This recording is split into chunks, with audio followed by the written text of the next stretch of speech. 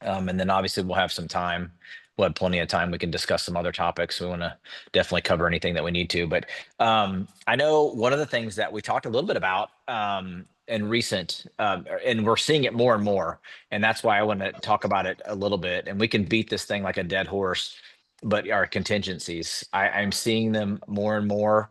And we actually just went to contract and shored up two people in front of us that were contingent. They needed us to get them under contract to get the next person in front of them shored up as well. So um, it was interesting. So I mean, it's like almost like we were doing them a favor, but obviously it was the house that the client wanted as well. So it was a good thing.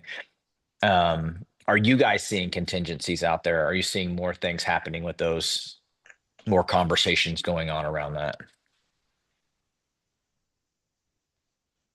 Just me. Okay. Yeah. Yes, we are. Mhm. Yeah. I mean, it's just it's the nature of the market. When things normalize, we're more apt to see contingencies. People are more apt to write them. They're more apt to expect to get them accepted. So they're going to be in our world for a bit. Mhm. What I would caution people against is, when an agent texts you and goes, "Hey, will your seller entertain a contingency?" I don't know how to answer that. Yeah. I just don't know how to answer that. So So like Ryan calls me and goes, "Hey Lonnie, would you like a Ferrari?" The answer might be yes. The question is, how much do I got to pay for it? Do I have to pay for it at all? Different things like that. So this is the same thing. The answer should always be, I'm going to need a lot more information to answer that. So, and then we do our research. We had one come in while I was at Mega Camp that the guy goes, "Hey, I got a cash buyer, blah, blah, blah, blah. All sounds good. We'll probably send you an offer." Offer came in contingent upon a closing. Okay. And for a $300,000 house, we don't see a lot of contingency. So that was a little odd, but so she is cash, but it's coming from her closing. So when I asked him for a copy of the contract and the approval letter on that deal, I could tell I caught him off guard. And the reason he didn't send me that is that deal's also contingent upon another deal. mhm. Now we're a too deep contingency. So, we got to do our homework, and I don't know if the guy just was being a little shady or maybe he just didn't know any better, but I could tell by the way he reacted that he was hoping to get this thing negotiated and me find out later that there was actually too deep contingency here. Mhm. And I think communication's key on these contingencies, Lonnie, as you kind of alluded to right there. If someone's forthright with you and like, hey, this is what this looks like, and these are where these transactions are. Here are the addresses. Here's the pertinent information about the contract and where they are. Here are the prospective closing dates and what we think we can do. Is this something you think you could work with us on if we bring you a great offer? And I think when you do that and you have that great communication, and I know we talk a ton about communication, but we are in the business communication. So if we do that, I feel like we have a much better shot of getting something under contract that's contingent, or working with someone that is contingent, just because you understand what their skill set is at that point, that they understand what that means and how they need to perform, and updates along the way as things progress to make sure that we are on the mark, and you're not just getting a call 5 days before closing, like, yeah, this isn't going to work out for us, and then the whole thing blows up. um, One of the things we look at is, where are you at in the string of contingencies as well? Obviously, I like to be the first domino. If we are going to be on a contingency, we want to be the first one to go. But again, making sure that we're communicating well, and getting everybody updated with what's going on makes a ton of difference. Makes it easy too.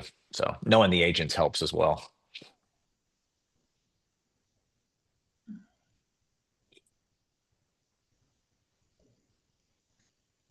As far as other things that are within the contingency, as things don't happen or something doesn't perform, are we best suited to blow something up, or not blow it up, but go ahead and cancel it? Sometimes yes, but there are other occasions I feel like we could definitely um, keep things together if circumstances were to change within the offer, such as making sure earnest money has been secured at that point, or it's waived at that point. There's no going back. They're not going to get their earnest money back. They're going ahead, and because they're telling you we're going to perform. So yeah, we're putting up our $5,000 in earnest money. It's non-refundable at this point. Would you give us another 2 weeks or whatever it may be, 2 or 3 weeks, whatever it may be, whatever you negotiate. It's a great tool to give your buyer some comfort, or your seller, I'm sorry, your seller some comfort, knowing that, hey, if they don't perform, you've got some holding costs. It's going to cover you. It's going to cost you time. Obviously, that's super important, but there's the buffer of what the earnest money is. And that's why we're always looking at earnest money being right around that 1% mark versus getting $500 for earnest money. We want to make sure that we're always protecting our sellers on that aspect as well. I had an offer come in contingent about a week ago, and the agent insisted that earnest money doesn't matter at all. It had $100 earnest deposit. And his attitude was, what, there's really no, you and I both know there's no reason to put more than that because the seller really can't get their hands on it anyway. And so there, and by the way, this was a KW agent with a different market center, of course. But so I had to bite my lip, and I invited him to our training. That's very good there. Yeah, it doesn't matter. I didn't think, Lonnie, I'll be honest with you, I didn't think it mattered when I first started. I'm like, how? Because I was obviously still learning. I'm like, man, the buyer is so protected in this process and this and that. And I was under the assumption that all buyers would perform as they said they would on a contract, and we found different. And if they can get out of it, they will. And so having that right number or the appropriate amount for earnest money, it made people pay attention a little bit more. And so that was one of the things I picked up in, first, 2, 3 years was we're working through some of these things back in the, 2013, 14, and 15 to get properties to move. What does that look like? And so when we did that, it definitely held people's feet to the fire. And then I would say in the last probably like 5 or 6 years, we've collected a lot more earnest money than the previous 5 years. I would say people got a little squirrely in the early 20s, and sometimes they thought they could find a better deal or get out of something, and we were able to collect that earnest money and protect our sellers. So again, there's just another level. And again, what does that look like, from a perspective of your seller, when you're helping them and you're representing them? And then, yeah, guys, this deal is falling apart, and I apologize. It didn't materialize the way they said. They did not perform. On the bright side, here's a check for $5,000, and we're going back to the market. It kind of buffers that pain right there. Well, and it's and holding people's feet to the fire. If I've got a $350,000 sale with a $500 earnest deposit, and those people just get wishy-washy at all, or maybe there's cooler houses are now coming on the market, and because we're all looking at houses no matter what, even when we're under contract, they start kind of asking really odd questions. If that's 3,000 or 5,000 on deposit versus 500, those questions don't get asked. So it does create a stickiness. Now, whether the seller can actually get their hands on it, you can debate that. It is quite a complex problem if there's a dispute. But very often I've told people that where the agent's like, hey, you can just keep our deposit. And I'm like, oh, in all honesty, I have no interest in your deposit. We're much more concerned about the performance aspect of the contract, because I think the repercussions here to my seller have the ability to be tenfold what the $2,000 deposit is, or whatever that might be. So we've got to understand there's a reason these things are in writing. There's a reason there's good faith money, and it was always called good faith money when I first started. Maybe we need to go back to that, or explain to people what earnest means. It is an integral part of the contract. And 9 times out of 10, it doesn't matter, but it's that 1 time out of 10 is why we do it. Absolutely. That's good stuff. I know there's a ton of layers to that. And I know we talk a lot about these contingencies, but man, if you set these contracts up properly, and then as you're starting to work through them, it plays to your advantage in representing your clients, to where you're not trying to scramble and dig yourself out of a hole. You're just looking simply at the contract for performance and whether or not they're doing it. So it puts you in a great position. So just think about that. And of course, I always have a ton of questions as you get into the middle of it. But again, if you have questions, we've got tons of staff to lean on and call on, just to make sure the language is proper within that contract.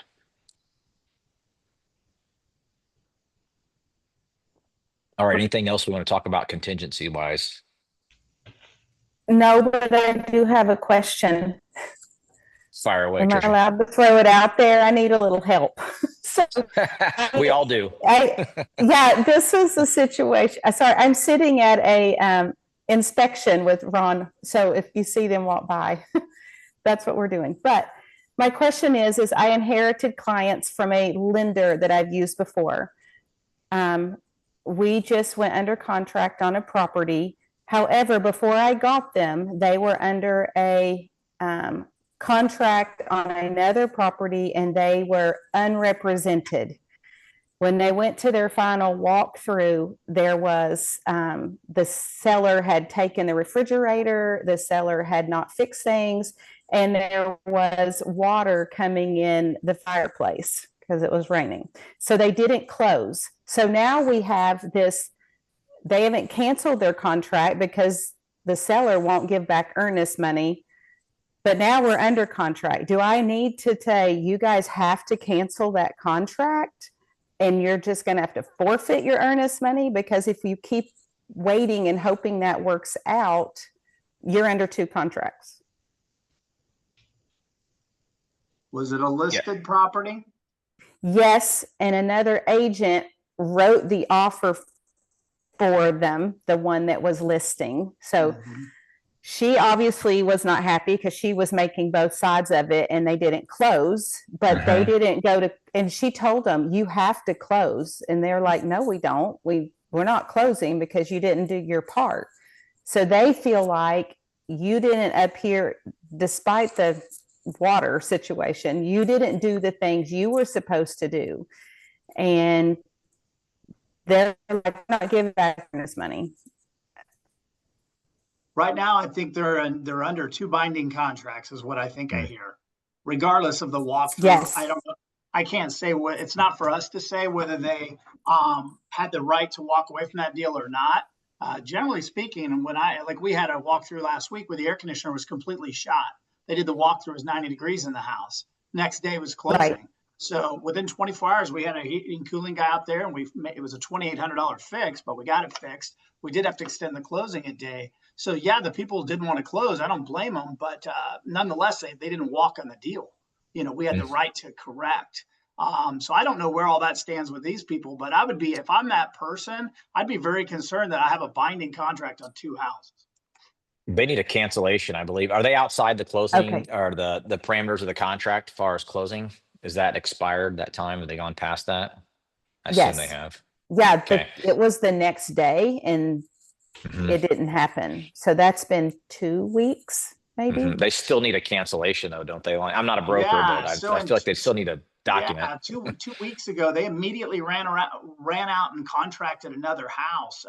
They've got to take care. They need to. It's not for us to advise people legally, but I would say they need to take care of business and get resolution of some sort on that deal.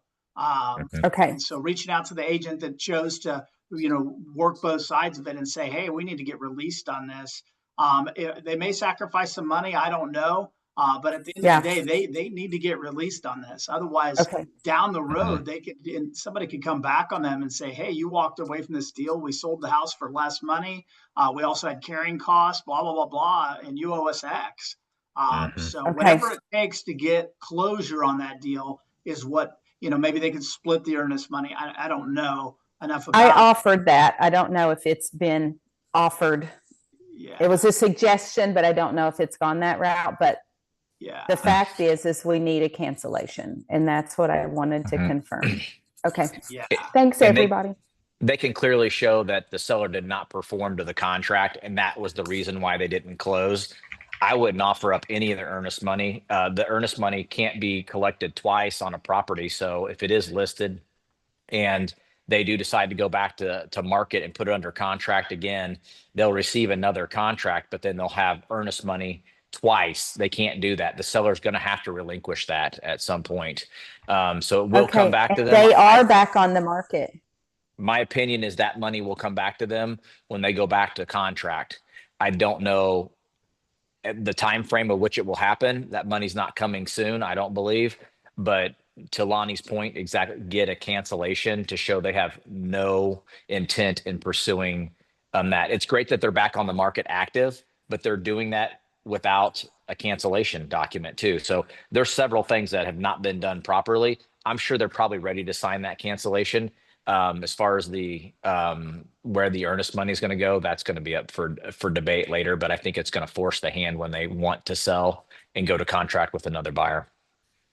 Does the cancellation, if they have to check the box, I'm going to cancel and not get my earnest money back? I mean, that's part of the problem is they all are willing to cancel. They just don't want to forfeit all their earnest money, and they're not going to give any back. So if we cancel, is there something in there that says, like, is it automatic that if the other house goes under contract, they have to return the earnest money?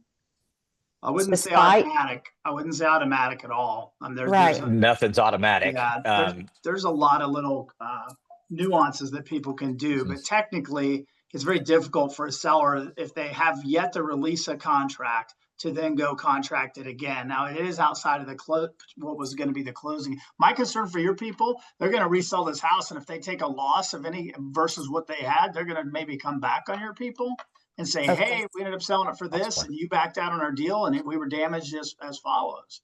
So, you know, at the very least, then somebody needs to drop a cancellation and, you know, requesting their earnest money back. But I'm happy to talk to you offline more on this. Thank you. That sounds like what's the dollar value of the earnest deposit? 5,100. I just went through a very similar situation, and the way I ended up handling it was a referral to Eric Collins, and it took about their house going back under contract for the seller to sign the release of the earnest deposit back to the buyer. Yes. And the two deposits, they just switched title companies is what the seller did. They were just, so like that workaround is about as easy as it can possibly be. So unfortunately we had to spend a few bucks getting an attorney involved, but that was the resolution that we landed on. Do you think that would hold? I think that would hold some weight in court too, showing that you specifically went to a different title company so that you could go to contract again. I don't know, but yeah, I think there's some layers to that, Trisha, but definitely get something in front of them that's signed that shows that you're not pursuing that at all. Okay. The second the realtor that represents the seller gets this copied on a letter from Eric Collins saying, hey, they've requested earnest money as the seller did not perform. We need action immediately, blah, blah, blah, blah. The realtor is going to highly encourage that seller for all kinds of reasons, including the one we just mentioned, that technically it's very difficult to go to contract again, play the title company game, and convey the house without release on this deal. It can happen, by the way, but it's very difficult. So they may need to spend $250 with Eric, and my guess is they'll get all their earnest money back. Okay. Thanks for letting me hop in, Ryan. And that was just something I'm in the middle of right now. That's good stuff. Yeah.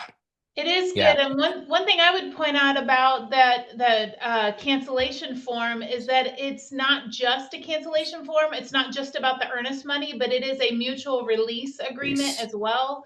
And so that's why, you know, that piece is also pretty important. Just to read that contract. It's not very big. It's not very long.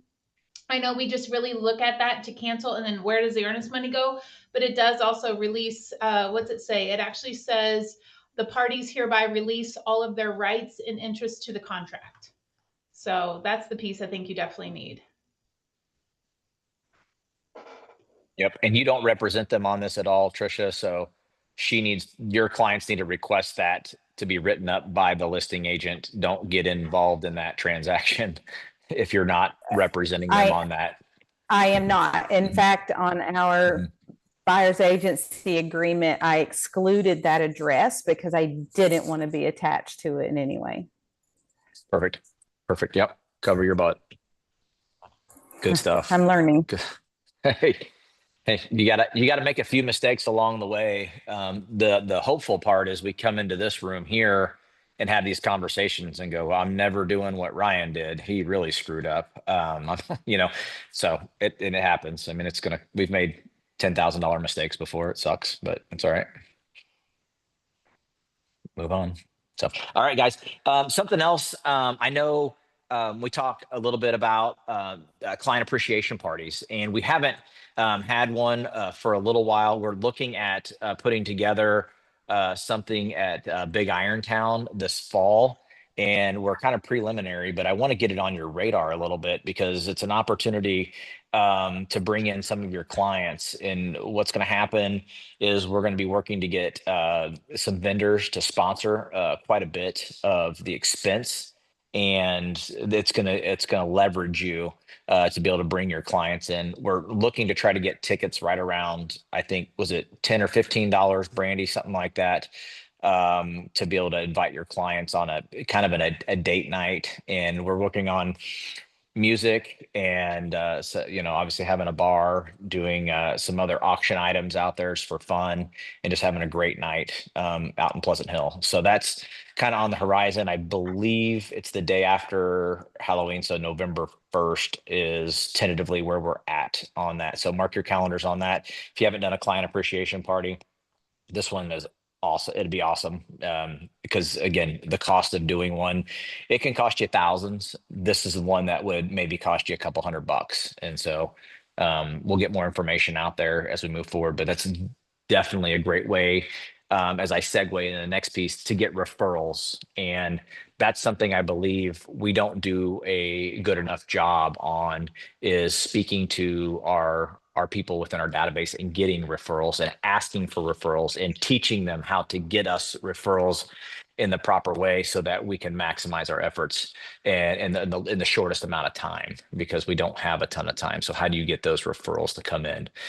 So I think that's the biggest thing. So this is a great opportunity. Bring out 15 or 20 of your clients and be able to rub elbows with them, have a good evening. I think we're going to be more kid-free on this event, being the day after Halloween. We're going to try to be kid-free and just have like a date night type of atmosphere. So just to, clarify, or I don't know. So Ryan, you're talking about the Market Center, not the Fin Group. Not the Fin Group. Yeah, I apologize. I didn't say the markets. When I speak like that, I'm speaking for the Market Center, not the Fin Group. Yeah, nothing about us. No. Yeah. Well, I just want to make sure you said we haven't had it. So it's kind of similar to the barn party that we've had in the past, but different venue, maybe kid-free, that kind of thing. So. Yep. I think we're going to get some auction items. We maybe do like a 50-50 raffle. I don't know what all we'll be doing. It'll be all kinds of fun stuff, but we'll have a bar there. I'm trying to figure out the logistics on the bar. They'll have a bartender there if we can get everything sponsored, or if it would be a very minimal cost for drinks that night would be good as well. Or get tickets or something like that. But again, we're still working on that, but I want to get that at least out there to you guys, because I would like to have something a little bit more solid early September, early to mid-September, where we can start getting invites out so people can get it on their calendar and save the date. And that way they can make commitments to you as you're going to be buying and purchasing tickets for them. Good way to ask for referral too. So that's fantastic. All right. Those are some of the things that were on my mind. I could get deep into referrals. Referrals are huge in our business. We built our business on referrals, just asking people. I just was not smart enough to be afraid to ask somebody to refer me their friends and family. And they actually did it when I asked them. And a lot of it's because I went to some training and it taught me how to do it. So I didn't know how to do it, and I just did the thing. So if we take a look at our business, and I implore you, as we head toward, golly, we're wrapping up third quarter here shortly in next month. So we're halfway through third quarter already right now. Start looking and inspecting our business, so where our business is coming from, because we all have marketing dollars and expenses that we're gonna have in our business. Where do we put that money for maximum effectiveness? And a lot of times it's a layup. It's our database. We know it's our database. It's the people that we already know. How do we love on those people, show our gratitude, appreciation, and continue to do business with them and get referrals from them. So that's the key. It's one of my passions. That's what I love most about this business and doing is connecting with our people. One, they love to hear from you. And two, what's cooler than when you tell your friend how awesome this agent is? You need to work with these people. Like you're moving. Oh, you got to talk to Brandy, or you got to talk to Tony, or whoever it is. Like you've got to talk to this person because they helped us out. They were amazing. You're gonna love them, and that's the best business you can get right there, guaranteed.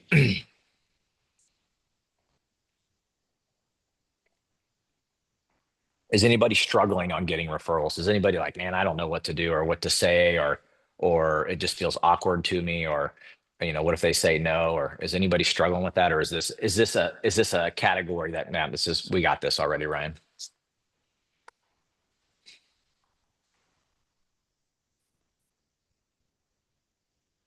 I'm sure we need more help than we're saying. We could get better at this than what we're admitting right now.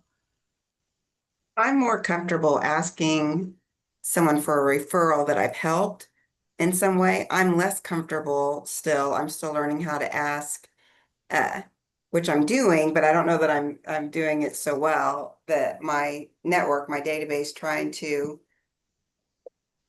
ask them to just use me or refer me to someone if they're not interested. So I'm talking with people all the time and not doing it. I don't know if that's even achievable to do it as much as I should be doing it, but I'm trying to do that part. But I don't know that I'm that great at, hey, I've known you for 15 years. Guess what? I'm a realtor now. I try to approach it and I'm comfortable approaching it in. If you're going to do this, let me help you because I'm a good problem solver. I'm blah blah blah, and so just let me kind of help you with that. But I do, and I know you guys have all seen this, you get kind of that body language sometimes where they sort of retreat. So I'm like, oh, okay. So I don't bring that. I don't know. That's still as a new agent where I'm trying to not convince people, but for them to see me in a different light, I guess, and have confidence that as a new agent, I can still do good work. Stacey, I get that as far as asking for business. Like I've never worked with you, so how could I ask you to refer me because you don't know how I would work, right? That seems kind of like, right? So do I wait? Do I wait until we've worked together before I get a referral from you, or can I get permission from you ahead of time? So the thing I would recommend, and I know you'll do great at this, but just providing value for these people, even though you haven't worked with them yet, providing value. And if they're not ready to move yet, that's okay. But when you call them, ask them about their situation and they'll tell you like, no, we're never moving, Stacey. We love it where we live. It's awesome. We live next to you or wherever it is, we're not moving. And that's awesome. Hey, who do you know that I could help? That's what I would ask them. And because we would love to work with your friends and family if we had an opportunity. Could I count on you to refer me business? It's pretty forward asking, but you know what? Be persistent. And if nothing else, and they don't have a referral for you, that's okay too. Build the relationship. Okay.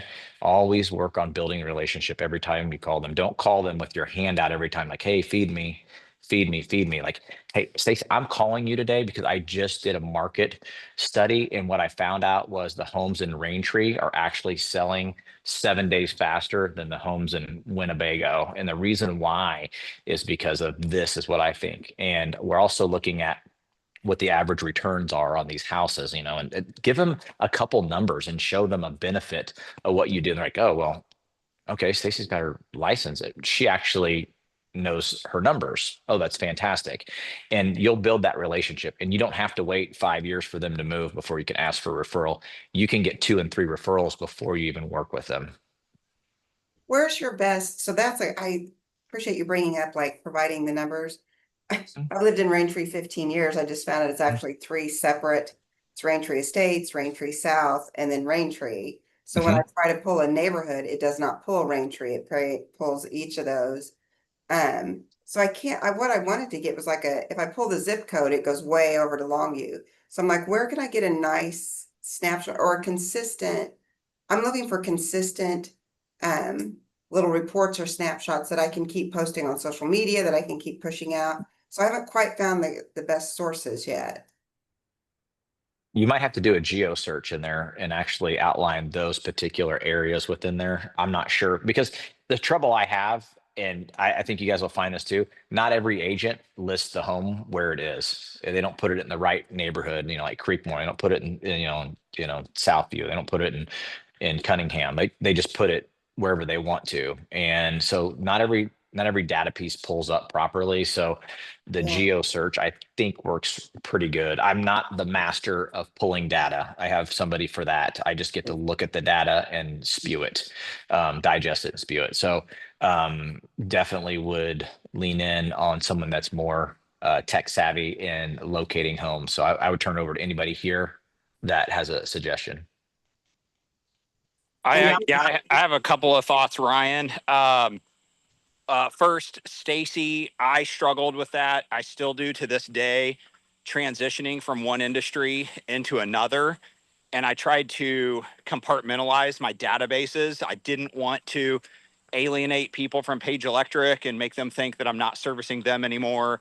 And then also, I didn't want them to think that I'm the jack of all trades, like, oh, now I'm doing this now, and now I'm doing this now.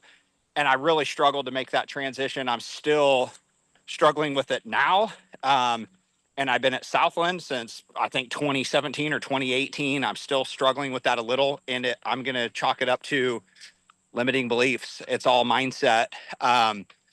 Because I've shared, I don't know, over the last couple of opportunities, the book Finding My Virginity by Richard Branson. He's in all kinds of different industries, but the unifying factor in all of his businesses is the level of excellence in the customer experience. He doesn't specialize in train travel. He specializes in high level red carpet customer experience. So whatever industry it is, you could have a ton of businesses. Just identify what your value proposition is. And I didn't hear you say this, Stacy, but I hear other people say, like, well, I don't know if you've heard, I'm doing real estate now, or, I'm a real estate agent. You're not either of those things. You're building a real estate business. I'm building a real estate business now, much like the success we've had with Page Electric. You're going to experience that same level of excellence with our real estate business that we're building. Here's why. I was finding that there's a lot of real estate agents out there that don't really know very much about construction. They don't really know much about the houses that they're trying to talk to their clients about. I know all about the building process. I know all about the bones that goes into the house. I've seen them from the ground up. I've seen them when they're just digging a hole in the ground. And I know there's a lot of great agents on this mastermind call that have similar backgrounds. Yet I think that's what gives us similar experience. And you've had a lot of professional success, Stacy. So use that you're building a new business in an unrelated industry or in a side industry. It's not like I'm doing real estate now. So own your expertise and come across, with a high level of confidence in that, and that attracts people. So that's what I was going to share on that. And then I think what Ryan started to go down is like your Raintree example. When you're in MLS, you just have to put in all of those. Mhm. If you just start typing Raintree, like, the Duck Pond is going to show up, Raintree Lake Right. Estates is going to show up. Select all of them, or like you said, you could put it in the zip code and then this huge area is going to show up. I pick the polygon tool, and where Mhm. Ryan was talking about doing it geographically, pick the polygon tool and just draw the boundaries around all of Raintree and maybe some of those ancillary side streets that are like right there, but they're not in Raintree, that you would want to include in those stats. And then you're going to choose the option that's include this shape. And then the only thing that's going to show up on your search is what's inside of the drawing that you put on the map. And then you can save that search. You can save it as a hot sheet. And when Yeah. you do that, then you can look at the stats. You can graph it. You can show the tables on just that one search. And I'm happy to sit down with you next time I'm in the office, or we can set up a time and we can go through how to do that for sure.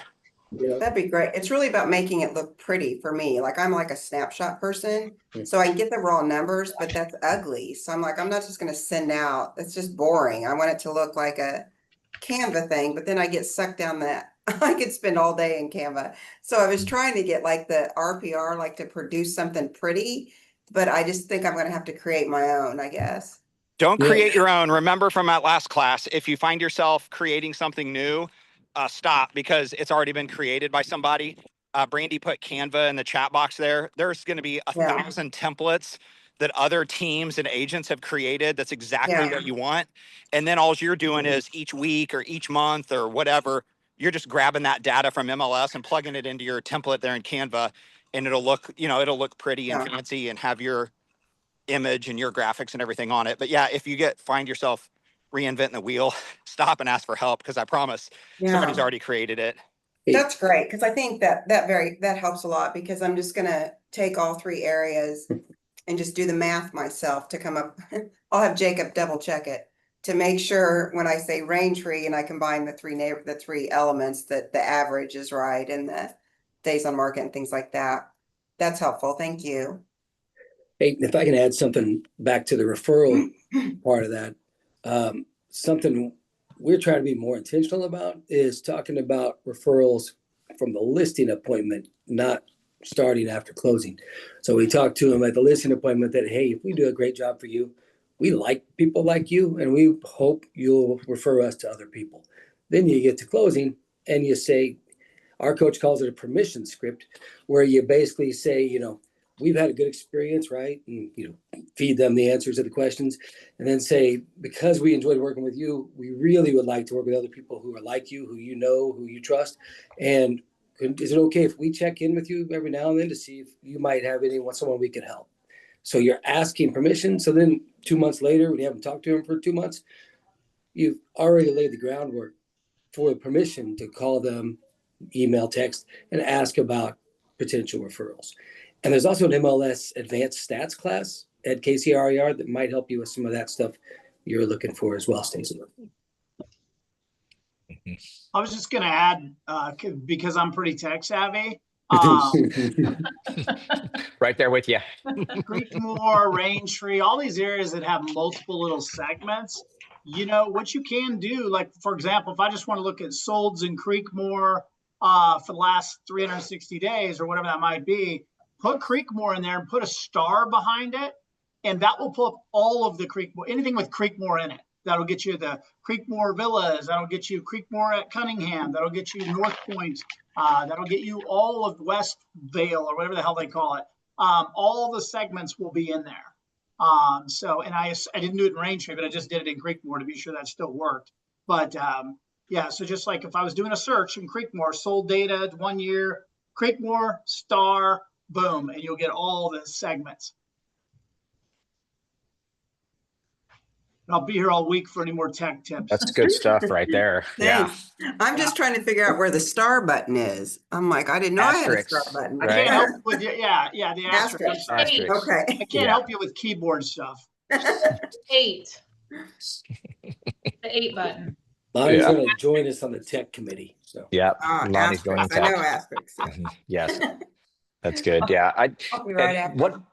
One of the other things on the script, I always go back to the kind of what you were alluding to there, Paul, is Mike Hicks does this promise, and their promise is to deliver such great service that you're going to want to refer your friends and family to us. And this is at the buyer consult. This is at the listing consult at the very beginning, and if we do a good job, we'll know that because you'll refer 2 people to us while we're working together. And it's amazing how many that's their business. It's a referral business. And so they ask very directly. And then throughout the transaction, they check in, they ask for feedback. How are we doing? We're at inspections, or we're working through the transaction at some capacity. We're having a conversation. How are we doing? What have we done well? Fantastic. Is there anybody that we need to speak to on your behalf that needs to buy or sell real estate? Do you have anybody that you know? Continue to check in with them.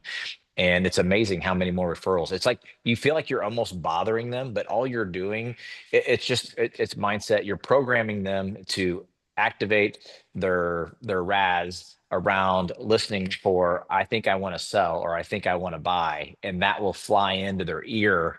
And you've talked to them about how to hear that, and then they recognize it. That's how you get a referral. But you've got to teach people how to do it. If you're not doing that, they'll tell you, yep, Stacy, I'll make sure they get your number, and they will never call you because they will get your number and you don't have it. So you've got to teach them how to get that and how to make that happen. But Mike Hicks, The Promise, great video, and it's super short script. That's how I can remember it. And it's phenomenal, and it will add tons of value to your business. Thank you, Mike. That's true. When someone starts talking about the fact that they're going to buy or sell a home, other people they talk to will say, you know, we're thinking about doing that too. And if you give them something to say, and when someone says that to them, you're increasing your odds. So. Yep. We even asked for a soft introduction through a text message. Hey, if you could get permission just to put us all three on a text message and lightly introduce me to them, I'll say hello, and then I'll step into another conversation with them. But if they give you that permission, that way it's not even a, hey, I gave your number to so-and-so. It's just a quick text message. And that way you have an opportunity to build a relationship for the next couple, 2, 3, 4 months, and then get into business with them. You're not hoping that you're going to connect with them 30 days before they're ready to buy or sell. So that's the thing. You're playing the long game. And we talk a lot about that with transactions and sides. There's usually right around 10 million sides a year that are sold in transactions. Or you can focus on the 10 million, or what was the other number, Lonnie? Like 89 million homeowners or something like that across. You can focus on the 89 million. That's the pipeline perspective.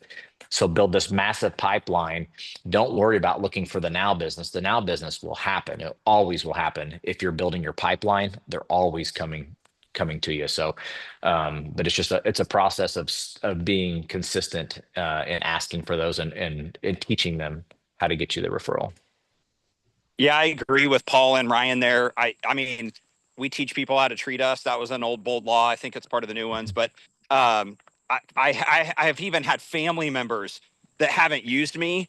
And then like one time my cousin sold a house and bought a house. And then I'm like, Allie, what are you doing? And she's like, well, I thought you were like a coach or something, because I was the productivity coach at the time. Like, yeah, I am, but I'm also a real estate agent. They just simply didn't know. You know, people in our world, they don't even always think about that we want their referrals.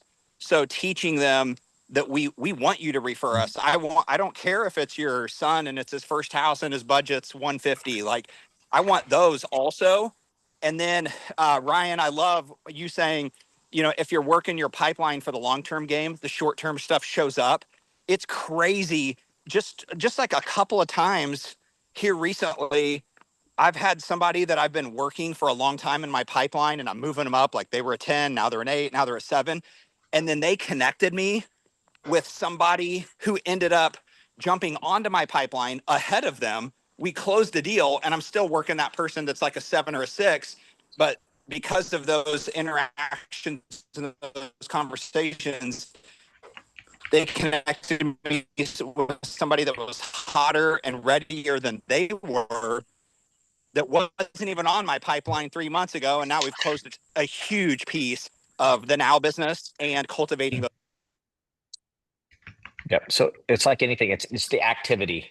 You're doing the activities of lead generation is all it is. And I know people get all caught up in that, but it's really just make it fun and conversational and act like you care about people, because we do. That's why we're in this business. You better have a servant's heart if you're going to do this business, because it's tough. But if you truly do care about people, just call them to check in on them and see what's going on in their world. Do the forward conversation. That's another great one as you're building the relationship. Obviously, you want to ask for business and ask for referrals, but you still want to catch up with them and see how their family's doing and what's going on in the world and vacations and all that. So, I mean, it's super easy. Make it fun.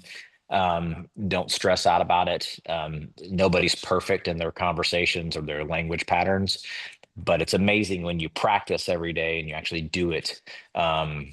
It makes a huge difference. I've actually gone back into scripts and role play again for the last couple months.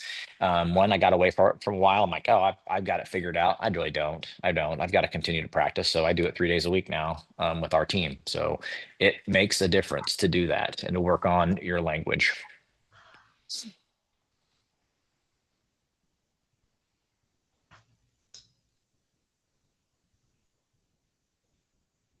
Good stuff, Paul.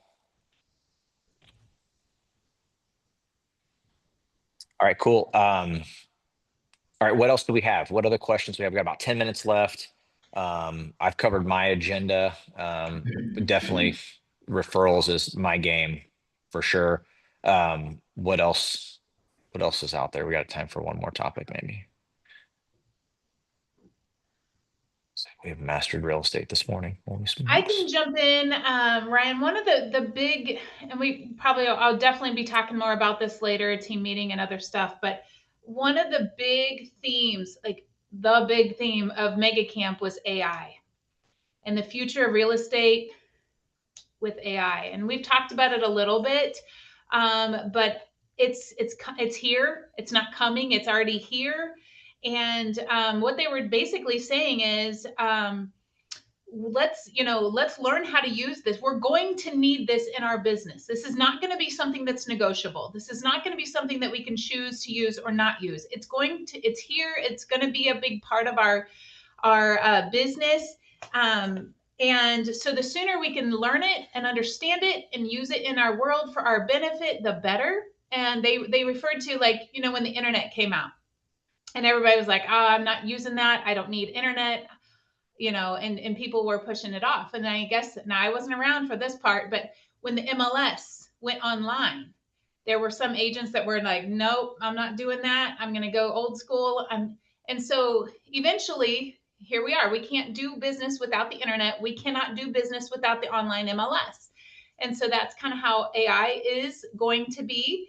And so they were just pumping us full of information about how to be early adopters to this and how to begin to wrap our minds around this, be okay with this, feel comfortable with this. And so be looking for more coming out, more training. I know Paul's been talking about AI for a long time, ChatGPT and all that stuff, but this is something that is it's here to stay. And I like this phrase that they put, that AI isn't coming to replace great real estate agents. AI is not coming for your job. It's coming for your busy work. And we would be crazy not to let it. And so learning how to leverage AI in our world, be looking for more. We will be doing more training on this. This is right up Caesar's alley. This is what he does. He's just an MCA right now, but he is a tech mind and a tech brain, and he is an AI developer. And so we have him. And anyway, all that to say is, be looking for more training on AI. We'll be doing a lot more of that because it's here to stay. I was talking to ChatGPT this morning for tips for this afternoon's class. One stat it gave me is a 2025 report from Morgan Stanley found that 37% of real estate tasks, particularly in management, sales, admin, support, and repairs, are automatable. That's a weird word to say. This could translate to $34 billion in efficiency gains by 2030. So if over a third of what we do could be automated, that'd be pretty cool. Even if 20% of it could be automated. So something to think about. It's not just a fad. Back in the day when tractors came about, there were people who burned and destroyed tractors because they were going to destroy their farms. Fortunately, that trend didn't carry on. Yeah, it wasn't that long ago. We used to have to hustle over to people's houses to get initials or signatures at 7 or 8 o'clock at night. And then we got the technology to not have to do that anymore. In theory, you can still do it, but who's going to do it, right? Almost never. So one of the things I noticed yesterday is, we're talking about all this amazing technology helping us with our businesses. Paul just mentioned being the ability to be more efficient, which would free up more time. But at the end of the day, the people that are going to win are going to do those things. But more importantly, they're going to also create the personal relationships. It still comes down to that. And there's no way we can outsource that to anybody. So if I'm not going to take the time to advance the personal relationships of the people in my world, we'll call that your database, then somebody else is going to. So we get to pick if we want to work on that or not. But this guy spent 45 minutes yesterday talking about it. It was kind of interesting because there's been so much drive at tech at Mega Camp. And then this guy just came in and said, hey, this is awesome. But, and the big but is, this is still a personal business. We've got to get to know these people at a higher level, which is what we've been preaching all along. So, but I think all this tech's going to help support us, but nonetheless, it's not the answer. We still have to go in and do the work and develop the relationships. I've learned a few things that are going to help me with my stupid triangle exercise. Kind of anxious to share those in the coming weeks.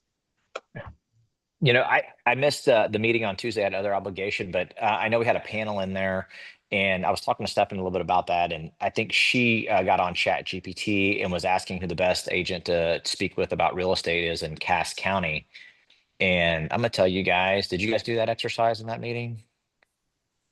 Yeah, none of you were on that list. I was not on that list. Lonnie was not on that list. Lonnie sells, I think, Lonnie, are you still top agent in Cass County? I That'd have be no close to idea, it. but I'm certainly going to tell everybody I am.